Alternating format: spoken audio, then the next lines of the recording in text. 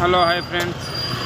రాత్రి నిన్నటి నుంచి కొట్టిన వర్షానికి వాగులు వంకులు నిండిపోయినాయి. మా ఇంట్లోకి కూడా నీళ్ళు వచ్చేసినాయి ఫ్రెండ్స్. నా ఇద్దరు బిడ్డల్ని ఎత్తుకొని బయటికి వచ్చేస్తున్నా ఫ్రెండ్స్. ఎందుకంటే ఇంట్లల్లో నీళ్ళు వచ్చేసినాయి. ఏడ ఉండాలని తెలియక రోడ్డు మీదకి అయితే వచ్చేసినాం. వీళ్ళను రోడ్డు దాటిస్తున్నా చూడండి. నేను మొన్న డ్యాన్స్ చేసిన కాడ ఎన్ని నీళ్ళు వచ్చేసినాయో చూడండి ఫ్రెండ్స్. మీకు ఈ వరద ఎక్కడి నుంచి వస్తుందో అది కూడా క్లారిటీగా చూపిస్తాను.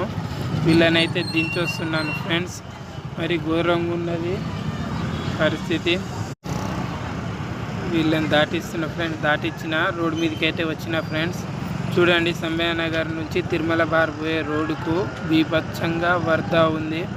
మన వడ్డేపల్లి చెరువు, గోపాలపురం చెరువు మొత్తం నిండి ఈ వాగు ఇక్కడి నుంచే పోతుంది. నయీంనగర్ మొత్తం కూడా నిండిపోయింది. మరి దారుణంగా ఉన్నది. ఇటు గుడిసెలు మొత్తం నిండిపోయింది. ఆడ హాస్టల్ కనపడుతుంది చూడండి. ఇంజనీర్ కాలనీ రోడ్ నెంబర్ 2 మొత్తం జనాలు మొత్తం రోడ్ల మీదకి వచ్చిళ్ళు.